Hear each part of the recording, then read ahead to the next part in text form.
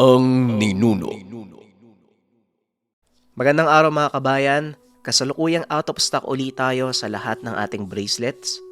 Muli bigyan nyo ako hanggang Friday kasi yung mga nagawang bracelets last week, binabasbasan ngayon araw-araw ng mga albularyo. Pasensya na kung may magagalit na out of stock na naman pero mas pipiliin kong tumagal ng ilang araw para siguradong may bisa ang bawat bracelets. Baliwala to kung hindi mababasbasan, kaya sana pakiintay na lang. Sa ngayon, meron tayong pinakabago. Sobrang daming nagre-request nito. Lana kontra aswang. Ito yung kumukulo kapag merong nilalang o elemento, pero ito ay for special order, kaya sa Facebook lang siya pwedeng orderin. For reservation nito, 20 lang ang meron ako. Kaya kung gusto nyo magkaroon kayo, message nyo ko kagad sa Facebook. Ito ang mga sangkap ng Lana kontra aswang. Nariyan sa screen ang pictures. Salindugok, tawas tapol, bato balisong, banaog, diamante negra, ramo-ramo, luya ng tapol, matan, at meron ding San Benito, may kasama yang dasal. Anong bisa? Pangontra aswang, panghilot, pangparusa, kontra usog, kontrabati ng elemento, pwedeng isabit sa bahay pang proteksyon, pampaswerte sa negosyo, gabay sa paglalakbay, at ang pinakamatinding bisa, gamitin kontra sa sugat ng sabwag, aswang, elemento, duwende o kulam. Message na lang kayo sa Facebook page kung interesado kayo. Nariyan ang link sa comment section. Salamat. Matapos ang pag-uusap ay kagad na kumilos ang pangkat upang hanapin ang kinaroroonan ni Urbano. Sigurado ko bang kaya mong dalhin sa kanila ang laban, Luis? Wika ni Tatang Simon. Oo, Tatang. Sa palagay ko ito ang mas makakabuti para sa lahat. Kagaya ng sinabi ko, ayokong tumunganga habang may mga taong napapahamak. Tugon ng binata. Ilang araw silang naghanap ng impormasyon. Ngunit wala pa rin silang nakitang palatandaan ng kinaroroonan ni Urbano. Hanggang sa dumating ang mga tauhan ni Commander Banong. Nakasagap ang mga ito ng balita tungkol sa mga hinahanap na kalaban. Medyo nahirapan ng mga tao ko sa paghahanap ng mga palatandaan. Mabuti na lang, may mga galamay kami sa labas ng samahan. Sila ang nakapagbigay ng ideya tungkol sa lokasyon ng grupo ni Urbano. Wika ng Commander. Tinipon ni Luis ang mga kasamahan at muling pinulong. Sa kabilang banda, nang matanggap ni Biboy ang mensahe ni Luis ay dali-dali itong bumalik. Ngunit habang naglalakbay hinarang ito ng dalawang kalalakihan. Naku naman kung kailan nagmamadali, saan kayo manggugulo? Wika ni Biboy. Nakatitig lang sa kanya ang dalawang lalaki. Ngunit alam ni Biboy na hindi maganda ang intensyon ng mga ito. Nanatiling nakikiramdam ang binata. Hinihintay nito ang susunod na gagawin ng dalawang kalalakihan. Nanlaki mga mata ng binata nang bigla siyang sinugod ng mga ito. Ay nako, talaga nga naman Wika ni Biboy. Sabay salubong sa dalawang lalaki. Sinuntok niya ang dalawa at kapwa ito bumulagta. Inakala ng binata na doon na matatapos ang gulo. Ngunit bago siya makaalis ay biglang tumayo ang mga ito. Sa pagkakataong iyon, nasa anyong aswang na ang mga kalalakihan. Sinasabi ko na nga ba Ay nako, pasensya na ha. Wala akong oras para makipaglaro sa inyo. Wika ni Biboy. Muling sinugod ang dalawang aswang. Gamit ang matatalas na kuko, nagawang pugutan ng ulo ni Biboy ang mga kalaban. Napalingon ito sa paligid. Nakaramdam siya ng iba pang presensya maliban sa dalawang kalaban. Kung sino ka man at kung mahal mo pa yung buhay mo, huwag ka nang lumabas. Iparating mo kung sino mang nag-utos sa inyo, nakahanda kaming harapin kayo. Wika ng binata. Matapos magsalita ay nakarinig ito ng mga kaluskos sa paligid. Inantay nito kung may lalabas. Kaso nga lang biglang tumahimik ang lugar. Kaya naman tuluyan ng umalis si Biboy. Pagkarating sa tahanan ni Luis ay naroon na sila Tatang Simon. Inulat nito ang mga nangyari. Laking gulat ng binata dahil may isang lalaking walang malay na nakahandusay sa sahig. Oh, sino yan? Tanong ni Biboy. Hinarang ako ng damuhong yan. Habang papunta dito ang sabi ko, baka gustong sumama, kaya binitbit ko na. Wika ni Tatang Simon. Kumikilos na sila, Tatang. Patunay ang mga nangyari sa inyo ni Biboy. Ngayon ang inaalala ko, ang mga katribo mo, Diosdado. Wika ni Luis. Nilingon nito si Diosdado. Nakitang-kita ang pag-aalala sa muka. Yun nga din ang iniisip ko, Luis eh. Kahit malakas ang mga kasama ko, kulang kami sa bilang. Pasensya na kaibigan, pero kailangan ko munang siguraduhin ang kaligtasan ng tribo ko. Wika ni Diosdado. Walang problema, Diosdado. Sige, puntahan mo muna ang kuta nyo. Siguraduhin mong ligtas sila. Kagad namang umalis si Diosdado. Wala itong kaalam-alam. Sinundan siya ng isa sa mga manunugis ni Commander Banong. Pagkarating sa kanilang kuta ay kaagad nitong tinipon ang mga katribo at inilikas. Ngunit habang ginagawa nila ito, may biglang nagdatingan. Nanatiling nakatago ang manunugis at inobserbahan ang mangyayari. Nanlaki ang mga mata niya nang biglang sumalakay ang dumating na pangkat. Nakita nitong nakikipaglaban ang tribo. Lalabas na sana ito sa pinagtataguan ngunit namataan siya ni Diosdado. Nakatitig ito sa kanya na parang pinipigilan siyang lumantad. Tinitigan nito ang kamay ni Diosdado.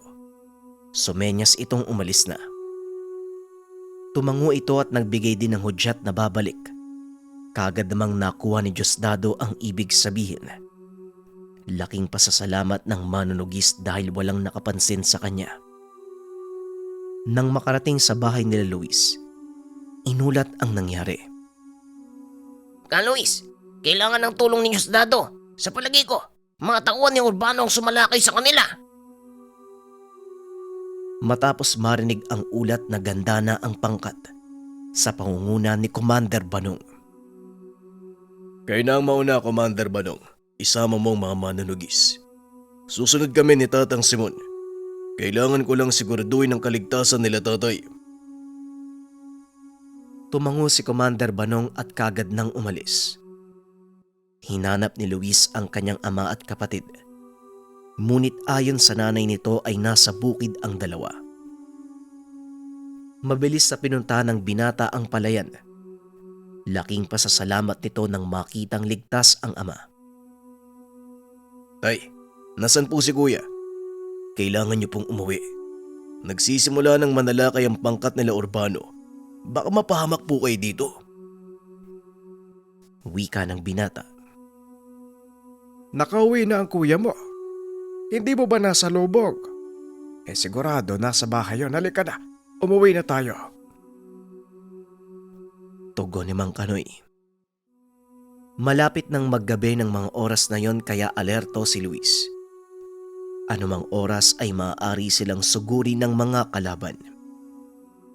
Hindi nga nagkamali ang binata. Sa kalagitnaan ng paglalakad hinarang sila ng mga kalaban. Tay, marami sila. Kaya huwag kang aalis sa likuran ko. Wika ni Luis. Unti-unting lumapit ang mga bangkilan sa kanilang kinakatayuan. Ngunit hindi makakilos si Luis dahil inaalala nito ang ama.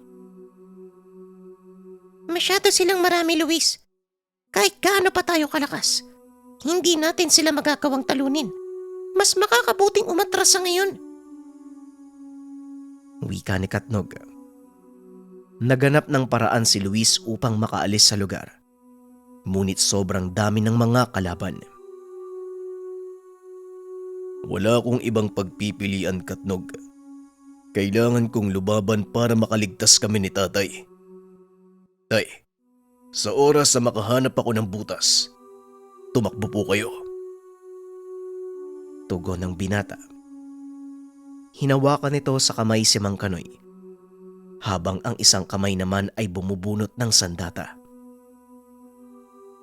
Kung ano man ang magiging pasya mo, tandaan mo kaibigan, hindi kita iiwan. Muling wika ni Katnog. Sumugod ang binata para lituin ng mga aswang. Nang makakita ng pagkakataon ay mabilis na umalis si Tatang Kanoy. Sa kasamaang palad na abutan ito ng isa sa mga bangkilan. Nakalmot sa likuran. Nadapa ang matanda. Dahilan para dumugin siya ng napakaraming aswang. Natulala si Luis habang nilalapa ng mga kalaban ang ama. Saka pa lamang ito nakabalik sa ulirat nang makitang nakatitig sa kanya si Mang Kanoy. Mahina nitong inuusal ang mga salita. Umalis ka na. Dalian mo, anak. Ako nang bahala dito. Hindi makakilos ang binata. Nag-aagaw ang isipan nito sa pagitan sa pagliligtas sa ama o pagliligtas sa sarili. Kung ipipilit niyang labanan ang lahat, siguradong mamamatay silang dalawa. Tay, hindi ko po kayo iiwan. Wika ni Luis. Sabay hawi sa mga kalabang nakaharang. Hinila nito ang mga aswang na lumalapa sa kanyang ama. At para maitaboy ang mga nilalang, nagpakawala ng malakas na enerhiya si Katnog, dahilan para tumalsik ang mga ito. Bagaman nagawa nilang itaboy ang mga kalaban, hindi naman nakaligtas si Tatang Kanoy. Punong-puno ng sugat ang katawan ng matanda. Marami ding dugo ang nawala dito. Akmang bubuhatin pa sana ni Luis ang ama, ngunit pinigilan siya nito. Luis, anak, hayaan mo na ako. Hindi na rin magtatagal ang buhay ko eh. At isa pa, mas kailangan ka ng nakararami eh. Wika ni Mang Kanoy. Iuuwi po kita, tay. Kaya pa po kitang pagalingin. Nandun po si Tatang Simon. Nagawa niyang magbalik ng buhay at siguradong magagawa niya uli yun. Tugon ni Luis. Hindi nito mapigilan ang sarili sa pag-iyak dahil sa kalunos-lunos na sinapit ng ama. Hindi na, anak. Nagawa ko na ang dapat kong gawin. Napalaki ko kayo ng maayos ng kapatid mo. At hindi ko pinagsisisihan ang naging buhay ko. Kaya huwag kang malungkot sa pagkawala ko, anak. Ito ay pansamantalang pamamaalam lang. Magkikita pa tayo at sa pagkakataong iyon, wala nang kalungkutan, wala nang paghihirap, wala nang pagdurusa. Wika ni Mang Kanoy. Lalong humagulgol ang binata. Hinawakan nito ang dugoang mukha ng ama. At sa huling pagkakataon, hinalikan sa noo. Maraming salamat po sa lahat ng turo mo sa akin, tay. At sa walang awa mong pagpapayo. Pangako po, patuloy ko itong dadalhin. Isa sa buhay ang mga aral na pinamana mo sa akin. Habang sinasabi ito ni Luis, unti-unting pumipikit ang mga mata ng binata. Nasilayan niya ang huling ngiti ng ama bago ito tuluyang malagutan ng hininga. Binuhat ni Luis ang katawan ni Mang Kanoy upang dalhin sa kanilang tahanan. Muli na namang napuno ng kalungkutan ang lugar dahil sa pagkamatay ng ama ni Luis. Hindi ito ang oras para panghinaan tayo. Kailangan nating harapin ang mga kalaban ng buong lakas at gamitin ang pagkawala ng ating mga mahal sa buhay bilang lakas at inspirasyon sa pakikipaglaban. Wika ni Luis. Hindi lang sa kamatayan ni Mang Kanoy at Umar nagtatapos ang laban nila. Patuloy silang nabubuhay sa atin. Kaya kasama pa din natin silang makikibaka. Matapos magbigay ng huling respeto kay Mang Kanoy, kumilos na sila. Naghati-hati ang grupo at pinunta ng mga lugar na inulat ng mga mananugis. Ito ang mga lugar kung saan namataan ang mga bangkilan. Nagpasya si Luis na mag-isang tugisin si Urbano. Luis, sigurado ka bang kaya mong mag-isa si Urbano? Napapaligiran siya ng napakaraming alagad at siguradong hindi ka nila hahayaang makalapit sa kanya. Wika ni Tatang Simon. Wala po akong pakialam kung gaano sila karami. Malaki ang tiwala ko sa mutya, pati na din sa aking gabay. Nananalig ako sa basbas ni Mang Umar, kaya panatag akong magagawa kong pagtagumpayan ng laban.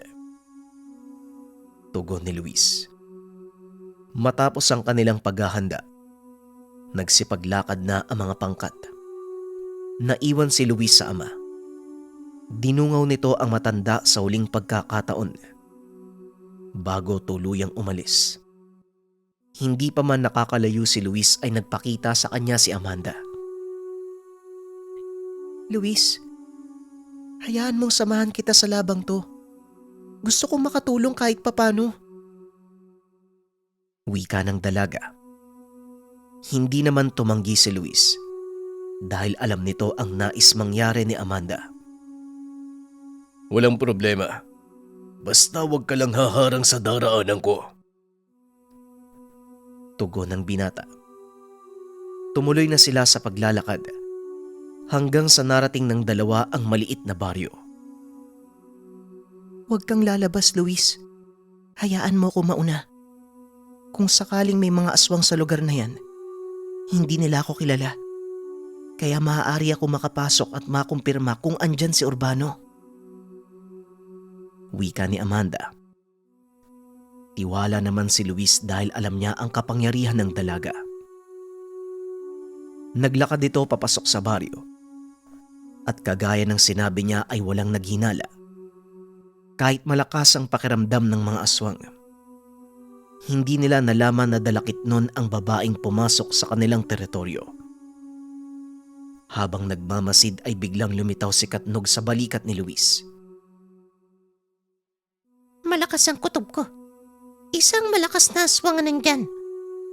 Hindi lang ako sigurado kung si Urbano ba o si Hector. Wika ni Katnog. Anong sinabi mo? Bakit naman ngayon ka lang nagpakita? Mapapahamak si Amanda. Dali-daling tumayo si Luis at sinunda ng dalaga. Ngunit hindi pa man ito nakakalapit ng husto. Naglabasa na sa mga tahanan ang ilan sa mga nakatira sa baryo. Naloko na. Katnog, wala nang atrasan to. Wika ni Luis. Tumawa ng malakas si Katnog at tinanong ang binata. Ba't mo ako dinadamay? Bahala ka sa buhay mo! Hindi, biro lang. Luis, gusto mo bang makita ang buong lakas ko? Simula nang magkakilala tayo, ni minsan hindi ko pa to ginagamit eh. Siguro naman, pwede nating subukan dito. Napangiti si Luis. Sinang-ayunan ang sinabi ng gabay. Yan ang gusto ko. Sabihin mo kung anong gagawin ko. Tugon ng binata. Yung ulo mo, iumpog mo sa pader. Hindi, biro lang. Ilahad mo ang dalawa mong palad. May gagawin ako. Muling wika ni Katnog. Nilabas ng binata ang mga palad. Laking gulat nito nang biglang duraan ng duwende ang kanyang mga kamay. Anak ka ng langgam! Nakakadiri ka, Katnog! Bakit mo dinuraan yung kamay ko? Lagkit oh! Wika ni Luis. Bago ka magreklamo, tignan mo muna yung ginawa ko. Tugon ni Katnog. Muling tinignan ni Luis ang mga palad. Nagulat ito nang makita kung ano ang nilagay ng duwende. May pentagramo sa magkabilang palad ni Luis. Nakangiting lumapag si Katnog sa kanyang harapan. Ang mga pentagramong yan, susi, sa pag-iisa natin ng buong buo, Luis. Gamitin mo ang iyong dugo para pagtibayin ito. Muling wika ni Katnog. Kumuha ang binata ng kutsilyo at sinugatan ang kabilang palad. Ngayon, anong gagawin ko, kaibigan? Tanong ni Luis. Ipaglapat mo ang dalawa mong palad at siguradong magugulat ka sa mangyayari. Nung una ay nagdadalawang isip pa ang binata, ngunit nang makita nito ang napakaraming aswang na papasugod, kaagad niyang sinunod ang sinabi ni Katnog. Yumanig ang paligid. Nag-angatan ang mga bato. Gumuhit sa lupa ang isang pentagramong kawig ng nasa palad niya. Nanlaki ang mga mata ng binata nang makita si Katnog na halos kasing laki niya. Nagliliwanag ang katawan ng duwende. Unti-unti itong natunaw. Pumasok ang mga butil ng liwanag sa katawan ni Luis. Eto ang anyong tao ko, Luis. Huwag ka masyadong mamangha. Ako lang to. Namnamin mo dahil minsan mo lang tong makikita. Wika ni Katnog. Napakalayo ng itsura nito. Tumambad sa harapan ni Luis ang isang lalaking may magandang muka. Mahaba ang tenga at kulay berde ang mga mata. Nakasuot ng gintong tapis bilang pang-ibabang kasuotan. Aba, ayos ah. Pag duwende, mukha kang ipis. Pero kapag anyong tao, napakagwapo mo. Naramdaman ng binata ang kakaibang lakas na namumuo sa loob ng katawan. Unti-unting nagbago ang anyo ng binata. Humaba ang buhok nito. Tinubuan ng balahibo ang balikat hanggang sa dibdib. Mas lumaki ang katawan ni Luis. Humaba din ng bagya ang tenga. Nang humupa ang liwanag, pinagmasdan ni Luis ang sarili. Napahinto ito dahil ramdam niya ang napakalakas na puwersang nag-uumapaw mula sa loob ng katawan. Hinarap nito ang mga kalaban na nakaharang. Biglang sinugod. Hindi nakakilos ang mga ito dahil sa sobrang bilis ng galaw ng binata.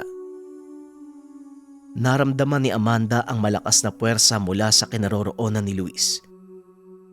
Nanlaki ang mga mata nito nang makita ang bagong anyo ng binata. Nakita din nito ang mga nagdadatingang aswang. Mabilis na kumilos si Luis upang salubungin ang mga kalaban. Tuloy-tuloy sa pakikipaglaban ang binata at para mas makita ang nangyayari, naglakad si Amanda papunta sa kinaroroonan ng binata. Laking gulat ng dalaga nang hawakan nito sa ulo ang isa sa mga aswang. Isinubsob ang ulo sa lupa. Muli nitong nilingon ang iba pang papasugod. Sinalubong niya ng suntok. Nakita din nitong nakangiti si Luis habang nakikipaglaban. Hindi na namalaya ng dalawa na nagawa palang ubusin ni Luis ang mga aswang sa baryong iyon. Luis, hindi ko nakita si Urbano o si Hector. Walang... Hindi na ituloy ni Amanda ang sasabihin dahil marahan siyang hinawi ni Luis. Nilingon ni Amanda ang tinititigan ng binata. Nakita ang figura ng malaking nilalang. Unti-unting naglakad papunta sa kanila. Napatras si Amanda dahil kilala niya kung sino ang nilalang na ito. Luis, mag-iingat ka. Isa siya sa pinakamalakas sa bangkilan. Kapatid ni Hector at Diosdado ang taong yan. Ikaw lang pala ang may gawa ng kaguluwang ito. Mukhang naubos sa mga alagad ko. Magaling. Yan ang gusto ko sa isang kalaban. Wika ng lalaki. Unti-unting naliwanagan ng sulo ang mukha nito. Nakita ni Luis ang kabuuan ng nilalang. Apat ang mata. May mahabang tenga. May mga matutulis na ngipin. Nakagaya sa baboy ramo. Mukhang malakas ang isang tokatnog. Ano sa tingin mo? Kakayanin ba natin to? Tanong ni Luis. Malaki lang ang lalaki na yan. Pero maniwala ka sa akin, Luis. Ampaw yan. Sige, ipakita mo sa kanya ang pinagsanib nating puwersa. Hindi na nagsayang pa ng oras si Luis. Kaagad niyang sinugod ang lalaki. Labis niyang ikinagulat ang bilis ng binata. Sa isang kisap mata lang ay nasa harapan niya ito. Isang malakas na suntok ang ibinigay ni Luis sa kanya. Dahilan para mamilipit ito sa sakit. Oh! Walang yaka. Sino ka sa palagay mo para lapastanganin ako? Muli siyang sinuntok ni Luis. Tumalsik ito ng malayo at tumama sa malaking bato. Wala akong pakialam kung sino ka. Ang alam ko lang sa ngayon, kailangan kitang patayin. Tugon ni Luis. Hindi pa man ito nakakatayo ay muli na naman siyang sinipa ni Luis. Paulit-ulit itong ginawa ni Luis hanggang sa malamog ang katawan ng kalaban. Inantay ni Luis na makatayo ang lalaki, ngunit parang hindi na nito magawang kumilos. Hindi ba may sinabi ka kanina? Abelardo, ano nangyari sa'yo? Bakit parang hindi ka na makalaban? Tanong ng binata. Unti-unting inangat ni Abelardo ang ulo. Sinubukang tumayo. Ngunit ipinatong ni Luis ang paa sa kanyang dibdib. Kung sa tingin mo, hahayaan pa kitang mabuhay, nagkakamali ka. Uubusin ko kayo hanggang sa kaapu-apuhan ng angkan nyo. Wika ni Luis sabay bunot ng tulos na nakasuksok sa lupa. Itinarak ito sa dibdib ni Abelardo. Paulit-ulit niya itong ginawa. Bumulwak sa bunganga nito ang dugo. Nang masiguradong hindi na makakatayo ang kalaban, dinampot ni Luis ang sulo. Itinapon sa katawan ng aswang. Uubusin ko ang lahi nyo at isinusumpa ko sa ngalan ng aking ama na hindi ako titigil hanggat may humihingang kalahi mo na magdudulot ng banta sa mga tao. Wika ni Luis. Matapos sunugin ang buong baryo ay kaagad nang umalis sina Amanda. Hindi makapaniwala ang dalaga sa nasaksiyang lakas ni Luis. Lingid sa kalaman nito. Hindi pa nangangalahati ang pinapakita nitong puwersa. Oh, diba? Anong sabi ko? Ampaw lang kung ikukumpara sa atin ang aswang na yon. Hindi pa nga lumalabas yung buong lakas natin eh. Wala pa sa kalahati. Wika ni Katnog. Alam ko kaibigan, ibubuhos ko ang lahat ng ito sa oras na magharap kami ni Urbano.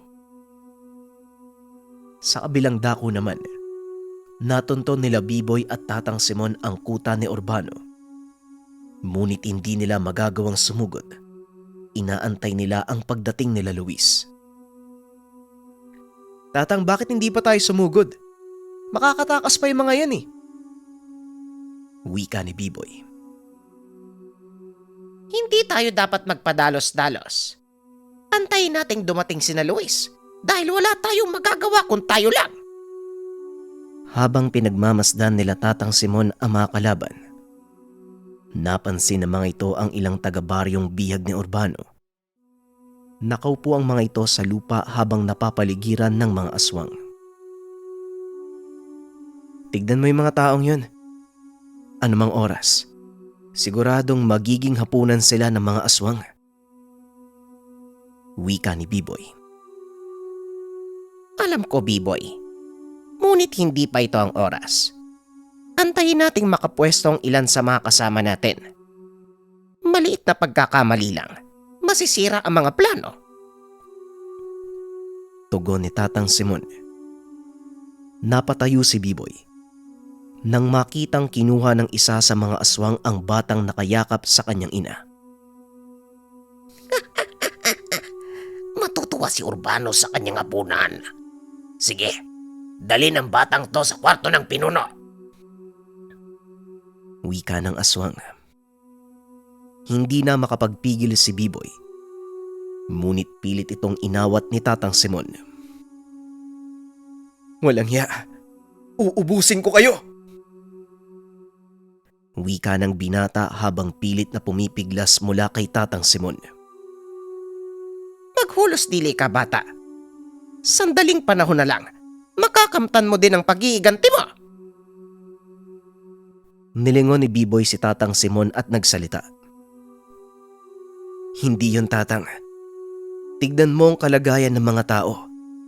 Unti-unti silang mauubos kapag hindi tayo kumilos. Wika ng binata. Ngunit kahit anong gawin ito, hindi siya makawala sa pagkakahawak ni Tatang Simon. Mababalian ka lang ng kamay kung magpupumilit kang kumawala. Huminahon ka. Maghantay ng pagkakataon. Huminga ng malalim ang binata. Naupo ito sa tabi ni Tatang Simon. Muling dumungaw ang matanda sa kinaroroonan nila Urbano. Napapailing na lang ang matanda dahil sa mga nangyayari. Kagaya ng ipinayo nito kay B-Boy, kailangan niyang mag-antay ng tamang pagkakataon. Mula sa kinakatayuan, natatanaw din ito ang grupo ni Diosdado na nooy papalapit na din sa itinakda nilang pwesto. Anumang oras, darating na sila Luis. Kaya konti. B-Boy, bumalik ka dito! Wika ni Tatang Simon. Nakita nitong tumatakbo ang binata papunta sa kuta ng mga kalaban. Sa kabilang banda naman, nakita din ni Diosdado ang padalos-dalos na kilos ni B-Boy. Alam nitong kapamakan lang ang maaaring abutan ng binata, kaya naman sumugod na rin ito. Wala na ring nagawa ang ilan pa sa kanilang mga kasama. Sabay-sabay nang sumugod ang mga ito. Mga kabataan talaga kahit kailan. Hindi mapigilan ng bugso ng damdamin. Kung sa bagay, may natatago ka namang lakas. Pues sige, magwala ka! Wika ni Tatang Simon habang naglalakad papunta sa mga kasama na nakikipagsagupaan sa mga tauhan ni Urbano. Sa kabilang dako naman, narinig ni Luis ang mga sigawan. Putok ng baril na mula naman sa pangkat ni Commander Banong. Palatandaan nitong malapit na sila sa lugar. Mukhang nagkakasayahan ang mga kasama natin, Luis. Halika na. Bilisan na natin. Wika ni Katnog. Nang mga sandaling iyon ay nakasanib pa rin siya kay Luis. Kaagad namang nilingon ng binata si Amanda. Kailangan natin bilisan, Amanda. Mukhang nagsimula na ang laban. Wika ni Luis. Tumangulang ang dalaga at nagmadaling lumakad. Paglabas nila sa kakawyan, nakita nila ang nagkakagulong mga tao at aswang. Natanaw nito si B-Boy na pinaghagis ang mga kalaban. Napahanga si Luis sa ipinapakitang lakas ng binatang aswang. Hindi pa man tuluyang nakakalapit ang dalawa, kagad na silang sinalubong ng ilang mga bangkilan. Sumigaw ang binata. Hinawakan sa leeg ang sumugod na kalaban sabay hampas nito sa lupa. Nag-angat ng tingin ng binata. Nakitang pinagtutulungan ng napakaraming kalaban si Diosdado. Tumalon si Luis paitaas at lumapag sa mismong harapan ng kasama. Bumuelo ito ng suntok sa lupa. Sa lakas ng pagkakasuntok ng binata, nagliparan ang mga kalaban. Maging si Diosdado ay napatalsik din ng bagya. Pasensya na. Medyo nahuli ako ng dating. Wika ni Luis. Nagtataka naman si Diosdado kung sino ang taong nakatayo sa harapan. Nararamdaman nito si Luis, ngunit iba ang anyo nito. Kung sino ka man, pakiusap sa susunod. Magdahan-dahan ka. Nilingon ni Luis ang kasama at nginitian. Pasensya na, Diosdado. Hindi kita napansin eh. Ayos ka lang ba? Tanong ni Luis, habang inaabot ang kamay nito para itayo. Luis, ikaw ba yan? Anong nangyari sa'yo? Tanong ni Diosdado. Saka pa lamang nito napagtanto na si Luis ang karap nung tawagin ng binata ang kanyang pangalan. Mahabang kwento. Sa ngayon, kailangan muna nating tapusin ang laban. Tugon ni Luis. Pinagsusuntok nito ang mga papalapit na kalaban. Habang naglalakad, hinahanap niya si Urbano. Urbano! Magpakita ka at harapin mo ko. Huwag kang magtago sa dilim! Wika ni Luis, ngunit iba ang nagpakita. Sa wakas, dumating ka, Luis. Hindi mo alam kung gaano mong mapapasaya ang aking ama. Wika ni Hector. Akmang susugod na sana si Luis nang bigla namang humarang si Biboy. Umangil ito at nilingon si Luis. Akin ang isang to. Maghanap ka ng makakalaro mo, Luis. Napailing si Luis at bagyang umatras. Wala akong balak makipaglaro sa kanya. Kaya sige, iyong-iyo na yan. Tugon ni Luis. Kagad namang sinugod ni Biboy Sector. Isang malakas na suntok ang ibinigay ng binatang aswang. Nagulat ang katunggali nito dahil nagawa siyang patalsikin ni Biboy. Dali-dali itong tumayo upang makabawi sa kahihiyan at muling sinugod ang binata. Kagad namang sinalo ni Biboy ang kamao nito at buong puwersang pinilipit. Pasensya na, pero hindi na ako yung mahinang halimaw na ginawa mo. Wika ni Biboy. Habang nakikipaglaban ay pinapanood ni Luis ang ginagawa ng binata. Hawak nito ang kanang kamay ni Hector habang nakaluhod sa lupa. Nagulat ang binata nang makitang naglalabas ng itim na liwanag ang katawan nito. Unti-unti ay napapalitan ng pula hanggang sa naging matingkad na kulay berde ang nilalabas na liwanag ni Biboy. Unti-unting nagbabago ang kulay ng balat. Mula sa pagiging itim ay naging puti ito. At ang nakakatakot na anyo ng binatang aswang, napalitan ng maamong wangis ng isang mandirigma. Nanlaki mga mata ni Hector sa nasaksiyan. Maging ang lahat ng mga aswang ay panandaliang huminto nang maramdaman ang malakas na enerhiya na nagmumula kay Biboy. Ito din ang naging susi para lumantad ang matagal nang hinahanap ni Luis. Walang iba kung hindi si Urbano. Biglang nabalot ng itim na usok ang paligid. Unti-unti itong namuo at humulma bilang tao. At habang nangyayari ito, may lumabas na galamay. Pinaghagupit ang mga kasamahan ni Luis. Magaling. Hindi ko akalaing may isang kagaya mong lalantad sa panahong ito. Hindi rin pala nasayang ang paghihirap mo, Hector. Wika ng nilalang. Kagad nakilala ni Luis ang boses nito. Akmang susugod na sana nang bigla siyang pigilan ni Amanda. Sandali lang, Luis. Tignan mo ang mga taong nasa paligid ni Urbano. Sa sandaling sumugod ka, siguradong mamamatay silang lahat. Wika ni Amanda. Muli namang tumawa ng malakas si Urbano. Sa pagkakataong iyon, buo na ang kanyang katawan. May mga galamay itong nakatutok sa mga bihag ng taga-baryo. Ang ilan ay nakapalupot pa sa leeg ng mga ito. Matalino ang dalawang dalakit nun. Tama ang kasama mo, binata. Bakit hindi muna natin panoorin ang pakikipaglaban ng isang puting bangkilan? Kahit papano, obra maestra pa din ito ng aking anak. Wika ni Urbano.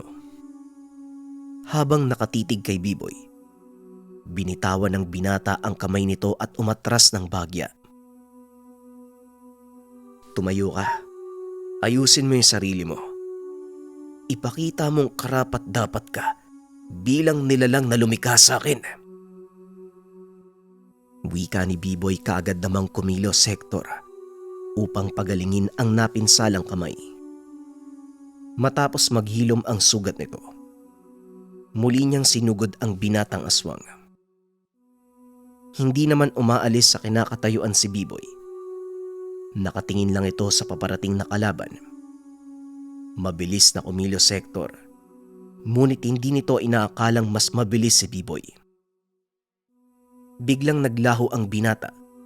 Nang lumitaw ito ay nasa likod niya na, nakaamba ng suntok. Marahang humarap si Hector. Isang malakas sa suntok sa muka ang natamo.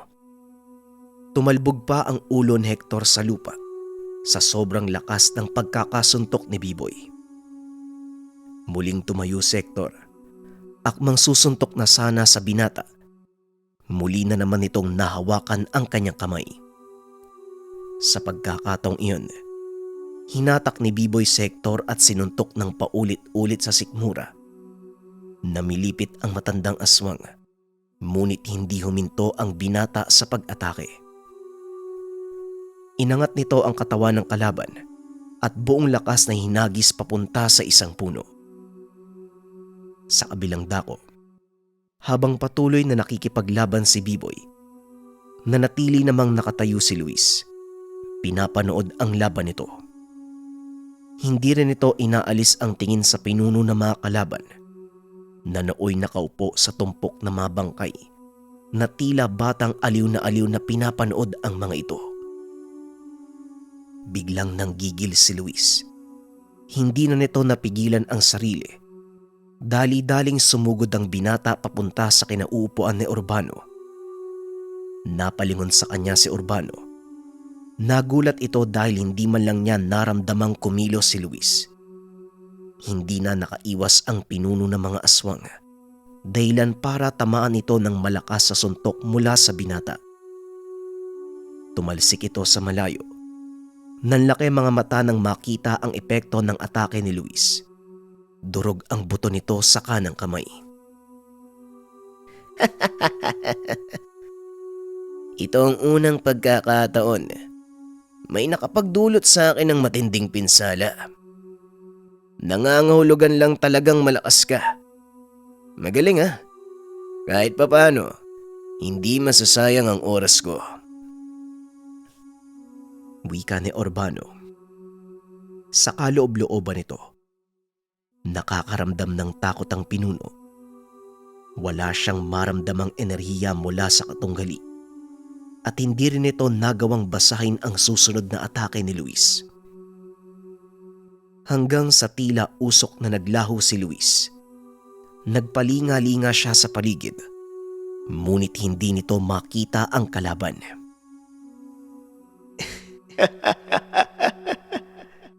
Patikim pa lang to ng totoong kakayahan natin, Luis. Mag-antay ka kung anong kayang gawin ng pinagsanib na puwersa natin. Wika ni Katnog. Marahang naglakad ang binata papunta sa kinakatayuan ni Urbano. Napapangiti ito dahil talagang hindi siya nakikita ng kalaban. Magpakita ka! Magpakita ka, duwag! Ganyan ka ba makipaglaban? Wika ni Urbano. Isang malakas sa suntok ang ibinigay ni Luis. Naglaglagan ang mga ngipin nito. Katnog, sigurado ko bang pinuno ng mga bangkilan tong kalaban natin? Parang nakikipaglaban ako sa bulag Wika ni Luis. Muli namang tumawa ng malakas si Katnog. Hindi ka naman talaga nakikita ni Urbano. Kagaya ng sinabi ko kanina, maliit na bahagi lang ito ng ating kakayahan. Tugon ng gabay na duwende. Napapangiti na lang si Luis dahil napakadali para sa kanya ang talunin si Urbano. Hindi ko alam. Ganito lang pala kabilis talunin si Urbano. Pangaasar ni Luis. Muling sinuntok sa tagiliran si Urbano. Nang mga sandaling iyon hindi pa ito nakakapagpalit ng anyo. Sunod-sunod na atake ang ginawa ni Luis. At dahil hindi makagante ay tuluyang nagwala si Urbano. Sumigaw ito ng napakalakas habang unti-unting nagtataasan ang buhok. Lumaki ang katawan. Naglabasan sa likod nito ang mga galamay. Umatras si Luis dahil naramdaman nito ang mabilis na pagtaas ng enerhiya ni Urbano. Nagtatalasikan ang mga bato dahil sa lakas ng enerhiyang pinapakawalan ng matandang aswang. Maging ang may hinang alagad at mga taong naglalaban ay nagtalsikan na din. Nagkaroon ng malaking espasyo sa pagitan ni Luis at Urbano. Ang naiwang nakatayo ng mga sandaling iyon. Si Luis, Biboy, Hector, Amanda, Tatang Simon at Urbano. Sugatan sina Diosdado at Commander Banong, kaya pinili na lang ng mga itong magkubli sa mga puno. Mukhang tapos na ang papel natin dito. Ipaubayan na natin kay Luis ang laban. Wika ni Diosdado. Sang-ayon ako dyan. Hindi naman masamang umatras. Lalo pa't sobrang lakas ng kalaban para sa ating kakayahan. Tugon ni Commander Banong. Habang pinagmamasdan ang pagbabagong anyo ni Urbano. 2 beses na itong mas malaki kay Luis. Ngunit nakikita nilang kampante pa din ang binata. Matapos magbagong anyo ni Urbano, walang pagdadalawang isip nitong sinugod ang binata. Hinagupit niya ito gamit ang galamay, ngunit mabilis namang nakaiwas si Luis. Tuloy-tuloy ang pag-atake ni Urbano, ngunit hindi nito magawang tamaan ang binata. Lalo lang nang galaiti ang matandang aswang. Sa pagkakataong iyon, bigla na naman siyang nagbago ng anyo. Sa kabilang banda, patuloy ang laban nila Biboy at Hector. Bagaman parehong nanghihina, walang balak na sumuko ang magkabilang panig. Nilingon ni Luis ang kaibigan. Kagad itong pinuntahan. Magkatalikod sila ng mga sandaling iyon habang inaantay ang susunod na gagawin ng mga kalaban. Hindi na masama, Luis. Mukhang natutuwa ka sa ginagawa mo. Wika ni Biboy. Yun din ang sasabihin ko sa'yo. Mukhang nagsasaya ka sa ginagawa mo. Pag-uusap ng dalawa. Nang makita ni Hector ang pagbabagong anyo ng ama, hindi rin ito nagpauli. Mukhang kailangan ko na ding ilabas ang huli kong alas. Tama na ang laro. Wika ni Hector. Nagbago ito ng anyo. Isang malaking baboy ramo ang tumambad sa harapan ng dalawang binata. Mabilis itong sumugod papunta sa kanila. Tumalon palayo si Luis at naiwan si Biboy. Sinalubong ng binatang aswang ang atake ni Hector. Hinawakan nito ang dalawang malalaking pangil ng baboy ramo at pilit na itinutulak palayo. Bagyang napapatras si Biboy, ngunit nagagawa din niyang maitulak ang malaking nilalang. Hanggang sa nagawa niya itong mabuwal. Tumalon pa itaas si Biboy. Inundayan ng sipa sa ulo ang nilalang. Halos bumaon sa lupa ang ulo ng higanteng baboy ramo. At nang magawa nitong bunutin ang ulo, muli nitong sinugod si Biboy. Sa isip ng binata, kailangan nang tapusin ang laban. Inipon nito ang lakas sa kanyang kamao habang hinihintay na lumapit ang kalaban. Nang makalapit ito ng husto, buong puwersa niyang pinakawalan ng kamao. Tumama ito sa ulo ng higanteng baboy ramo, dahilan para bumaliktad ito.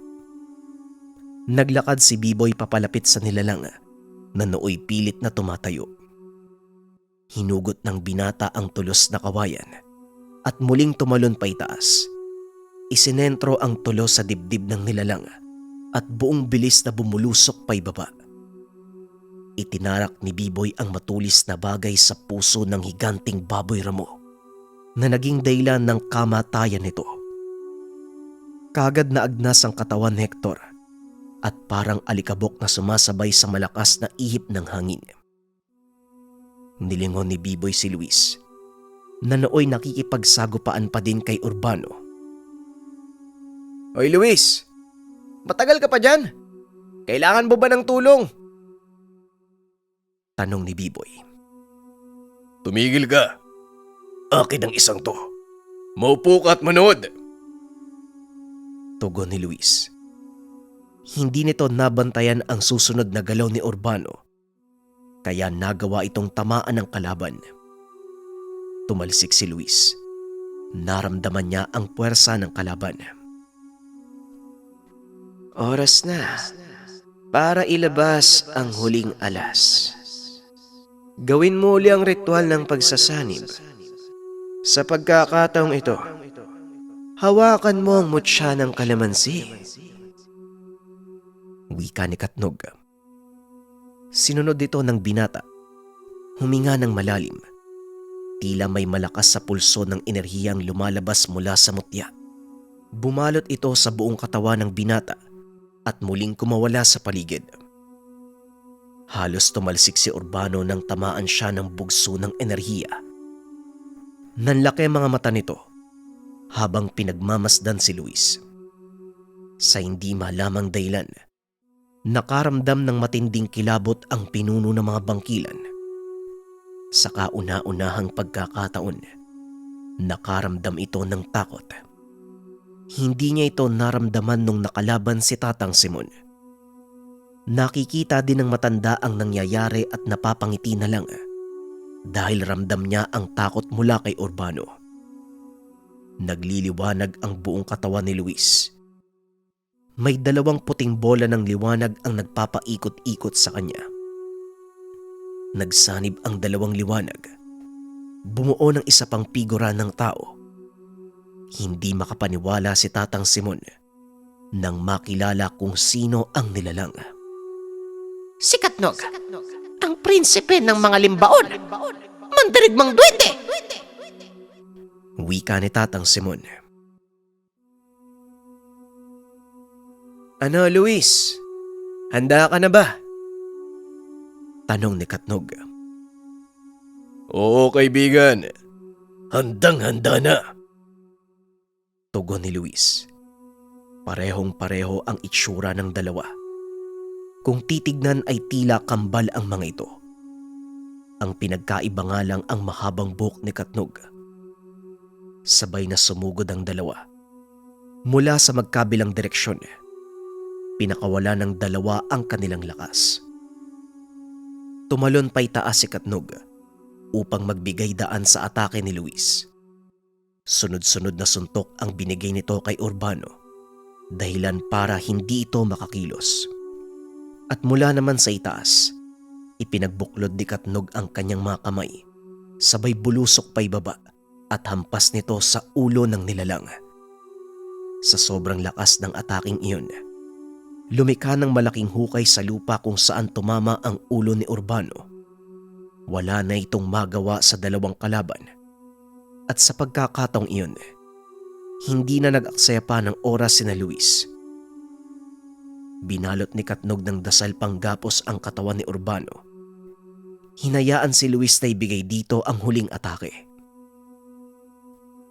Luis, ilahad mo ang palad mo. Wika ni Katnog. Kagad naman itong sinunod ng binata. Ipinatong nito ang kamay sa palad ng binata. Lumabas mula dito ang berdeng apoy. Unti-unti ay bumuo ito ng isang sibat. Nang makumpleto, tumambad sa binata ang napakagandang gintong bangkaw. Ikaw na ang bahalang tumapos. Huling wika ni Katnog. Kagad na itong naglaho. Inumang ng binata ang hawak na sandata sa katawan ni Urbano. Buong lakas na inihagis. Nagulat ang binata dahil hindi iisa ang sibat na lumipad. Mula sa paligid, naglitawan ang ilan pang mga sandata. Tumarak ito sa iba't ibang bahagi ng katawan ni Urbano. Hindi ka man mamatay ngayon. Sisiguraduhin kong hindi ka na makakawala sa selyong yan. Wika ng binata. Kagad namang lumapit si Tatang Simon. Inihampas ang kamay sa lupa. Lumitaw ang malaking pentagramo. Unti-unting nilamon si Urbano. Walang yaka. Tandaan mo, hindi ito ang huling pagkikita natin. Gagawa ko ng paraan upang makalabas sa kulungang ito. Hindi niyo ako mapapatay. At sa oras na mangyari yun, pagsisisihan niyo ang lahat. Wika ni Urbano. Tuluyan na itong nilamon ng lupa. Kasabay ng pagkawala nito, pagkamatay ng mga aswang na natira. Unti-unting humupa ang kaguluhan. Lumitaw mula sa silangan ang sikat ng araw. Mahusay, Simon. Ngunit wag tayong magpapakampante. Dahil alam ko na maaaring makawala mula sa selyo si Urbano. Wika ni Tatang Simon. Alam ko po yan. Pero sigurado po ako, andyan pa rin po kayo upang tumulong. Tugon ng binata. Matapos ang kaguluhan, tinipon ng mga ito ang katawan ng mga nasawing kasamahan. Ginamot ni Amanda ang mga nasugatan. Kagad na silang umalis sa lugar. Kahit papano nagawang lampasan ni Luis ang dilubyong iyon. Ngunit alam din ng binata na hindi doon nagtatapos ang laban, lalo pat may isa pang aswang na nakatakas. Papayapa na sa ngayon, Luis. Kailangan ko munang bumalik sa tahanan upang ayusin ang mga bagay-bagay. Mag-iingat ka, ha? Dadalaw ako. Wika ni Amanda. Tuluyang nahulog ang loob nito kay Luis. Hindi na alintana ang kanilang mga kalagayan. Nagpatuloy pa rin sa gawain ang binata. At sa tulong ng mga kaibigan, mas marami pa silang natulungan. Ngunit anumang oras, palagi silang nag-aantay sa pagbabalik ng kalaban. Muli mga kabayan, para sa mga interesado sa Lana kontra Aswang, message lang sa Facebook. Sa ngayon meron nang nagpa-reserve na 5 sa akin. Kaya yung mga natitira, pauna na lang. Salamat. Ang ninuno.